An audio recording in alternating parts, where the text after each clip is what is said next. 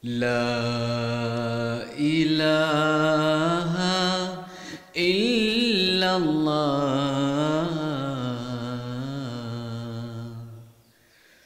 Muhammadur Rasulullah.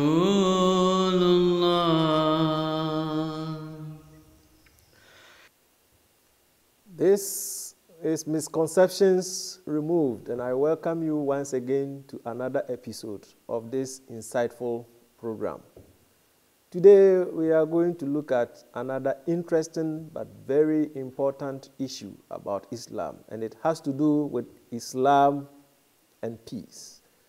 And I hope you are going to enjoy this program as well. Very fortunately for us, we have in our studios here as our guest, Molvi Mohammed Imbai. We have watched him in our earlier discussions, and he's here again today with us.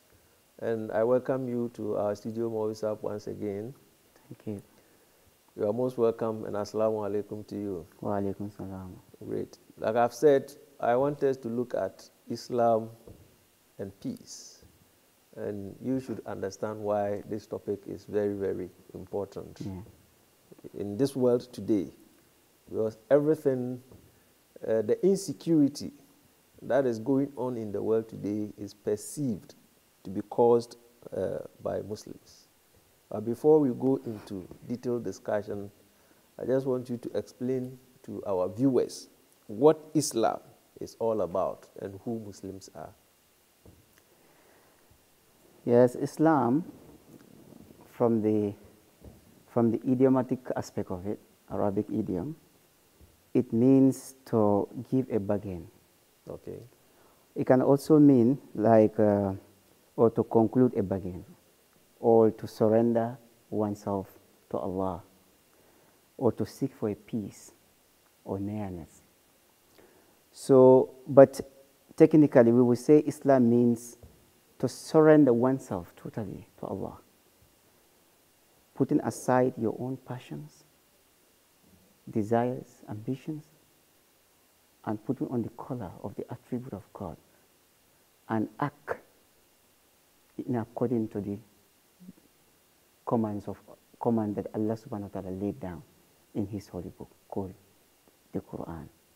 That is what Islam is all about. But that also is divided into two when it comes. We have the doctrinal aspect of it and also the practical aspect of it.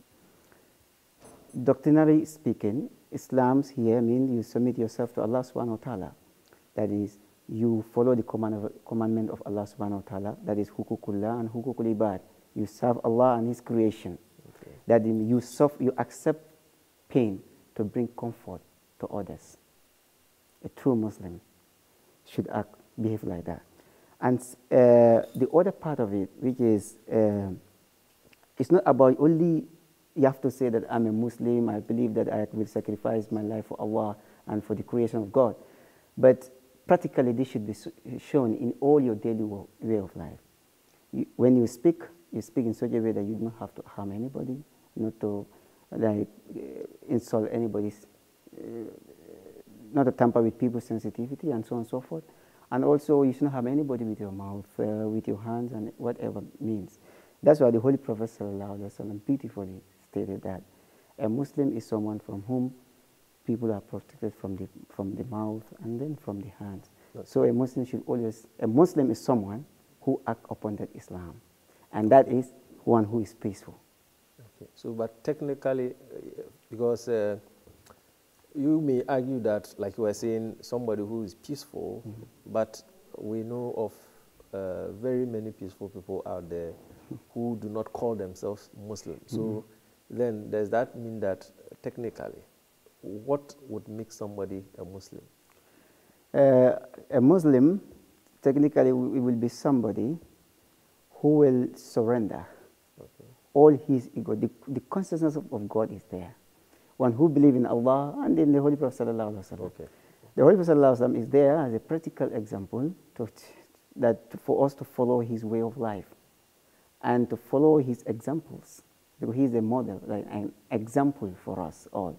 So a Muslim is someone who believes in Allah and he follows the commandment of Allah subhanahu wa ta'ala, and also he act in according to the sunnah, traditions of the Holy Prophet sallallahu alaihi wasallam. In that way, he will be recognized a Muslim, not bringing harm upon people. That's fine. In the definition that you have just given of Islam, you brought up certain key issues. Talking about somebody who is peaceful, you talk about somebody who must not cause harm to others. But Islam is believed or generally not associated with peace. And so I don't know whether you would want to disagree that Muslims are not generally peaceful people. Are Muslims peaceful in nature? You know, to be peaceful or not peaceful is not peculiar with religion. Normally,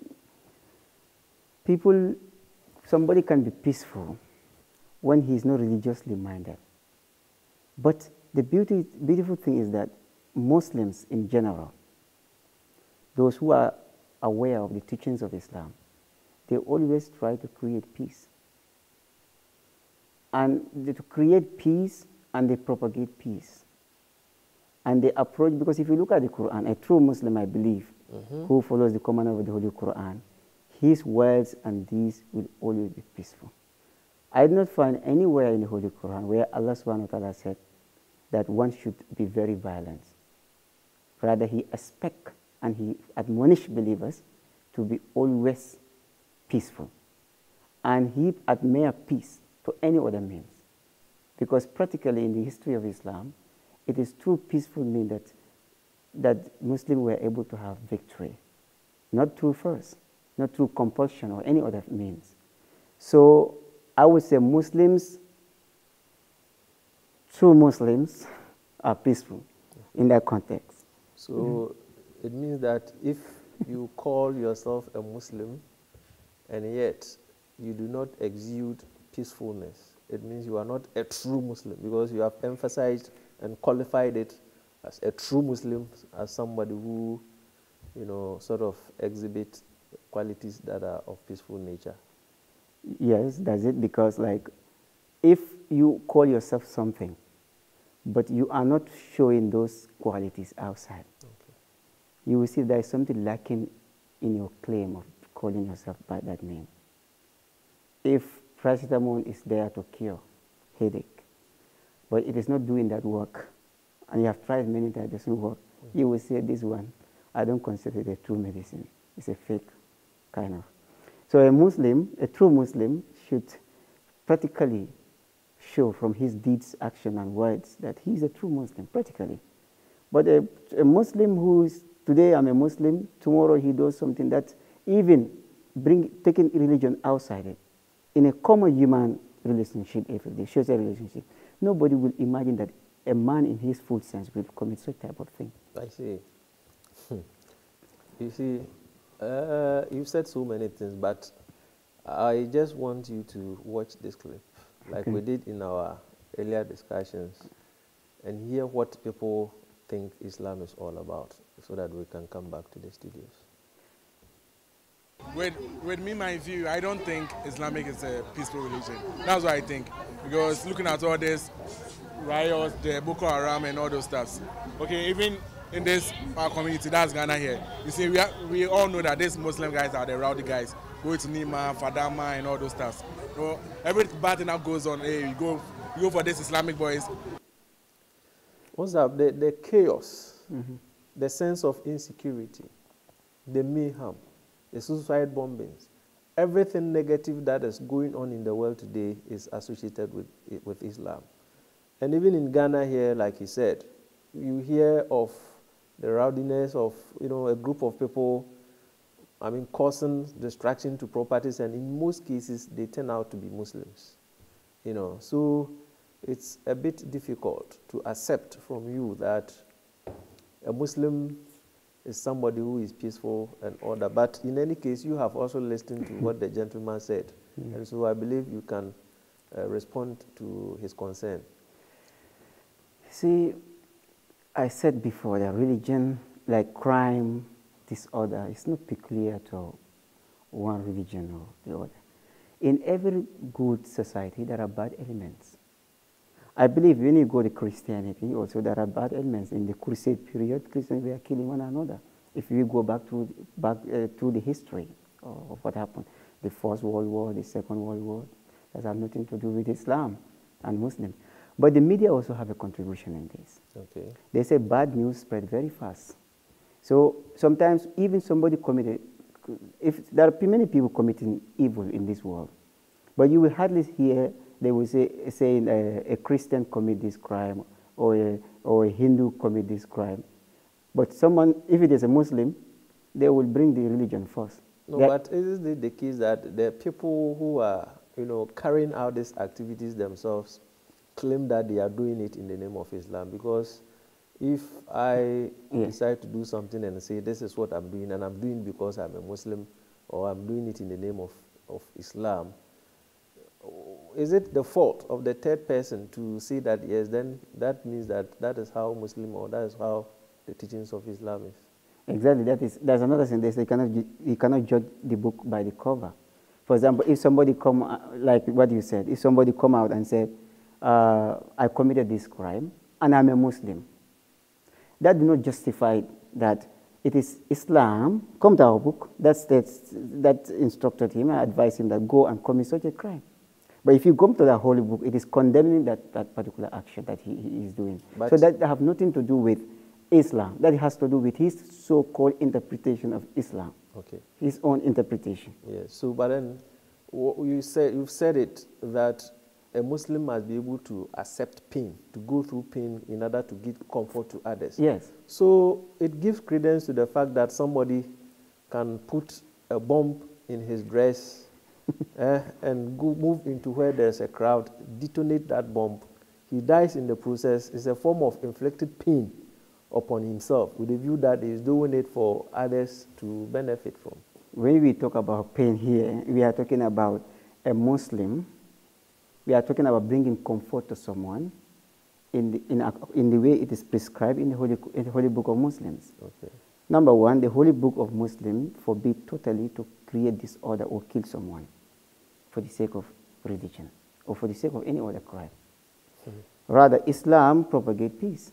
So Islam does not say that kill yourself and bring comfort to someone. It only says that kill your desires, your ambition, your passions, control them, check them, and therefore try to take the trouble of others. For example, if somebody is poor, Islam says I should try to provide comfort for that person, even though my wealth is going down with that sacrifice I'm doing, but let me still do it. Provide comfort to someone. If somebody is in sorrow, if somebody is in grief, you brought comfort to that person. That is the sense that Islam means. But it doesn't say that you commit suicide, thinking that you are going to bring comfort to someone. You are not bringing comfort to anyone because you are killing other people along. Okay. That's fine. So what about this ISIS and terrorist group who are all over the place, and I believe you know about them? They claim to be Muslims, and whatever they claim to be doing, they say that they are doing it because it is Islamic and they are doing it in the name of Islam. Yeah, that is their claim. That is their claim. But that claim is not supported by the Quran. It is repelled and rejected by the Holy Quran. Okay. Because the Holy Quran emphasizes a lot about hukukullah and hukukul ibad, the right of God and right towards God and right towards man, towards the creation of God. So, and then Allah said in the Holy Quran that killing a single human being is the equivalent to killing the whole of mankind.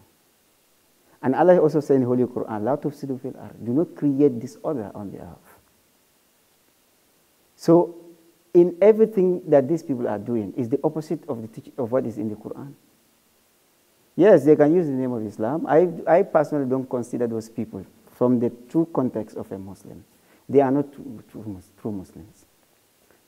I will not call them kafirs because that's not for me to say so. It's not for you and to because say so. You don't understand, because we already say a Muslim is one who believes in Allah and the Holy Prophet. Okay. But whatever they are doing is they are insulting the true image of Islam. They are giving a wrong image of Islam to the people outside.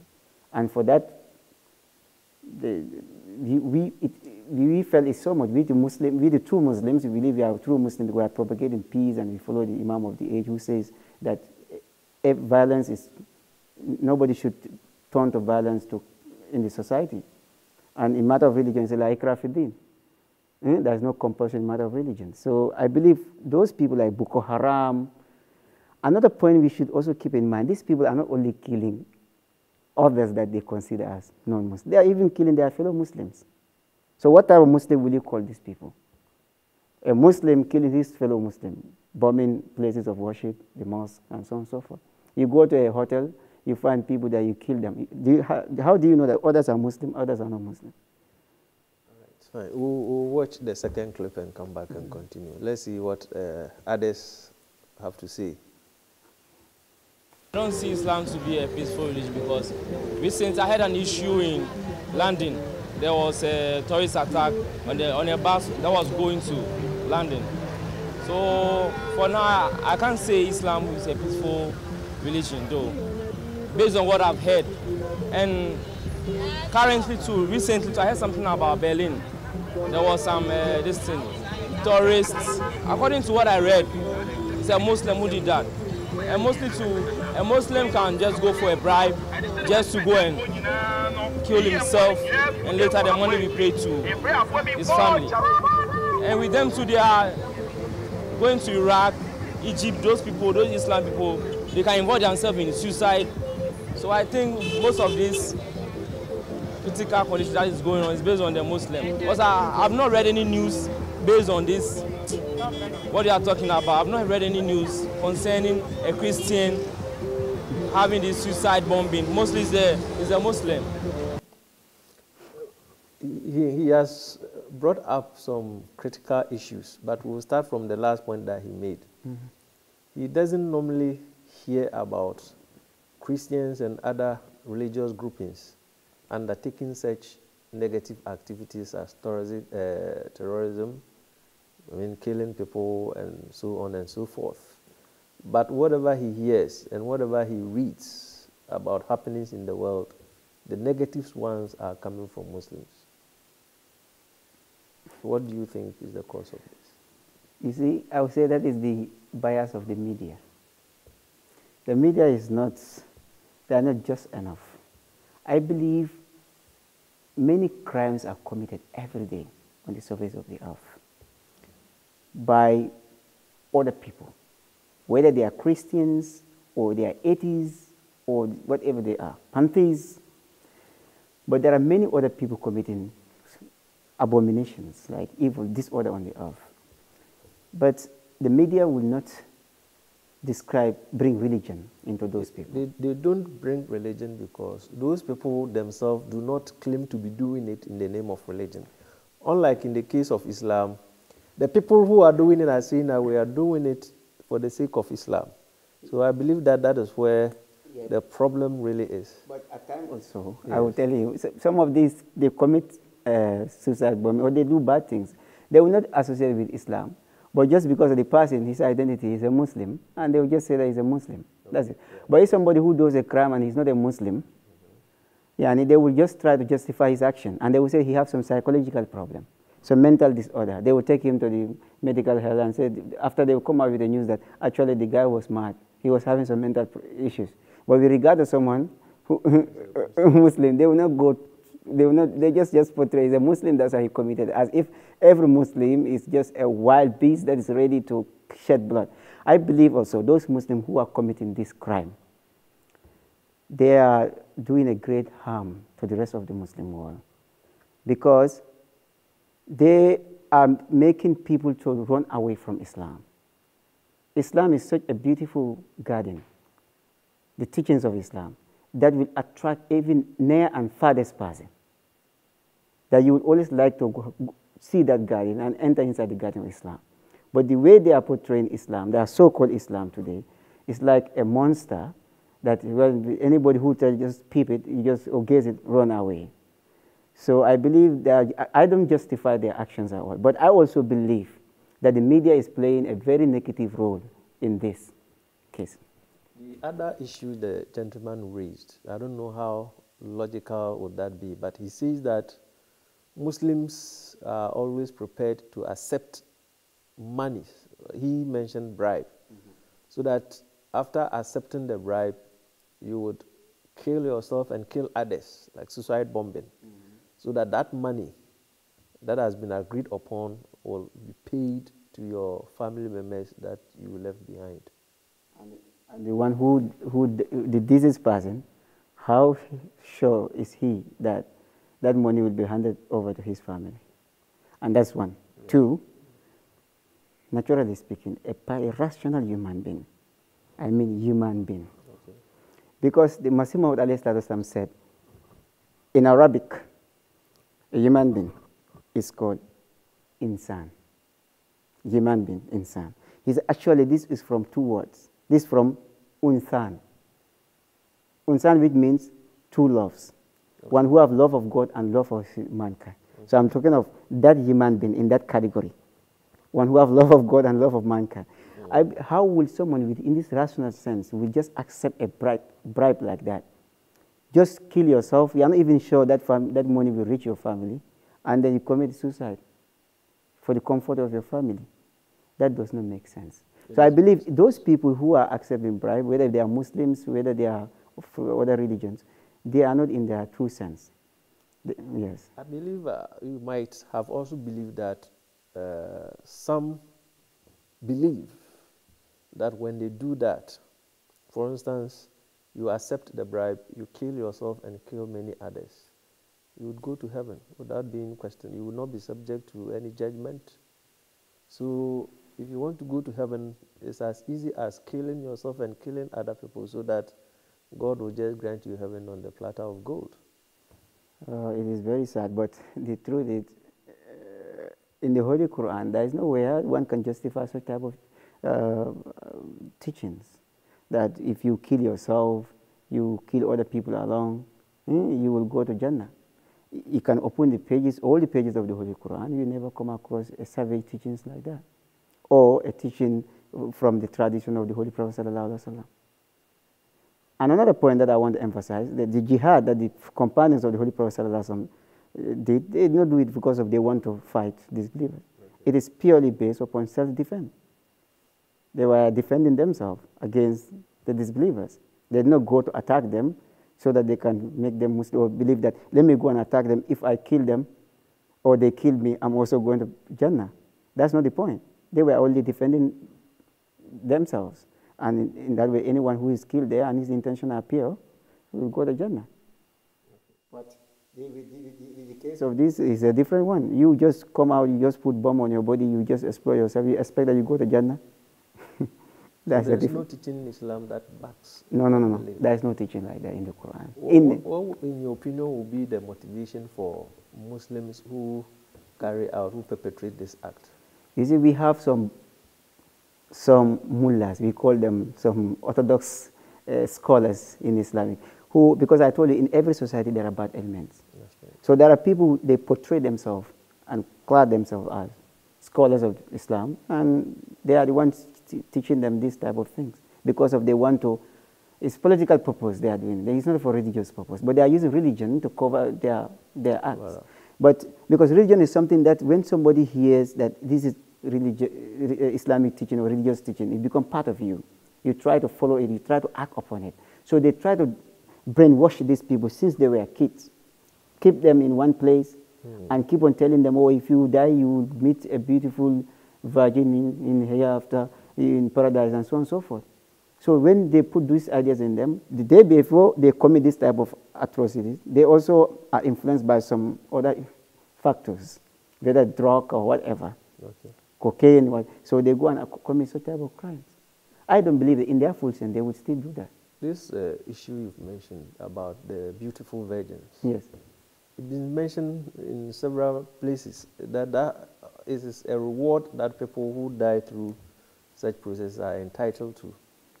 And you are saying there is nothing like that in Islam? My friend, whatever thing is mentioned about the blessings in Jannah, they might have similar titles with the things in this world, like the fruit there, fruit, for example, grapes, and so on and so forth, rivers of rivers of milk and so on. So.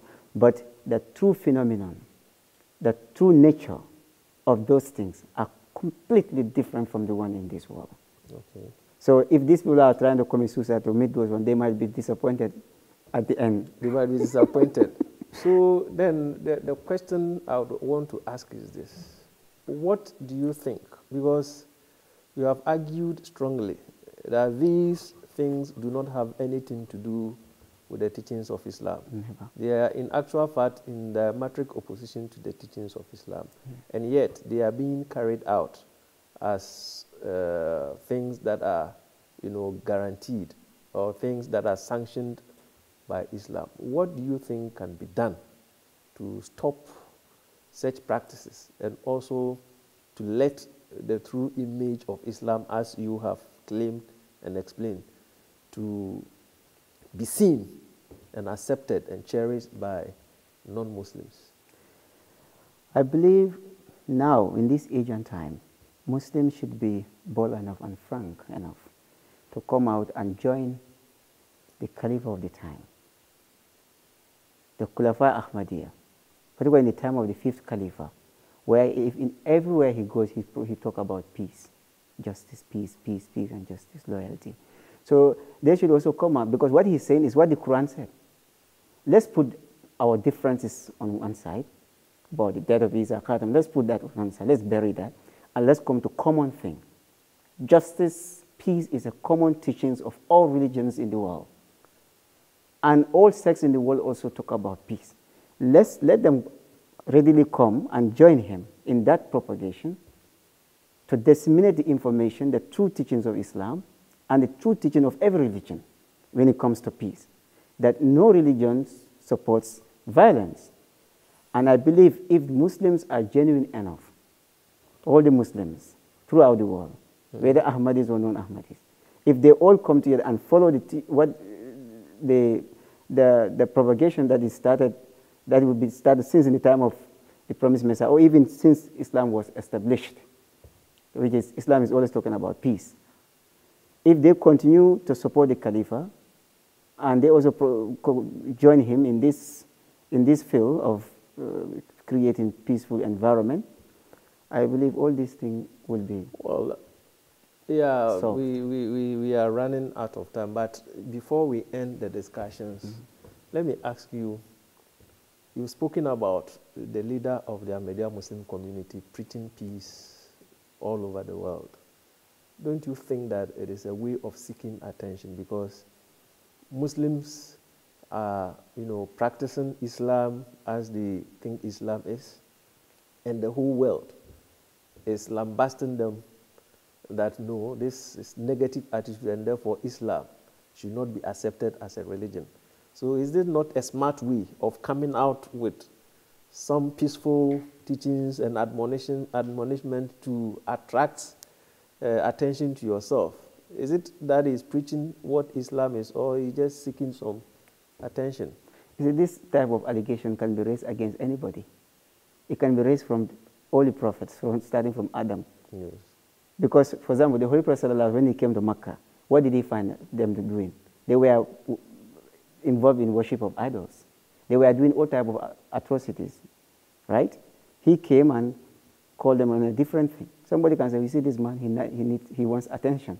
That's how he's calling. So if you raise this allegation against the Khulafa Ahmadiyya or the Caliph of the time or the Promised Messiah, whatever you call it, you raise the same allegation against any other prophet. That's right.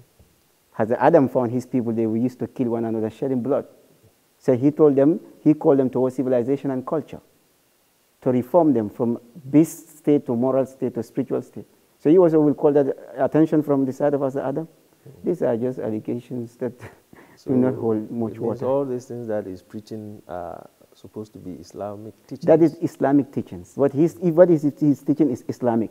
Islam and peace. He's teaching peace. Oh, okay. I see. Well, I mean, this is how far time will allow us. The 30 minutes is so short. When the discussion gets interesting, you before realize the time is already fast spent. But in any case, we are very grateful to you for coming once again. And we hope to see you in our subsequent programs as well. Thank you very much. Thank you very much. Assalamu alaikum wa rahmatullahi wa barakatuh. This is Misconceptions Removed. And we hope and believe that you have enjoyed the discussions, and we promise to come your way with other interesting programs in our subsequent editions as well. Thank you very much for being with us. Assalamu alaikum wa rahmatullahi wa barakatuh. La ilaha illallah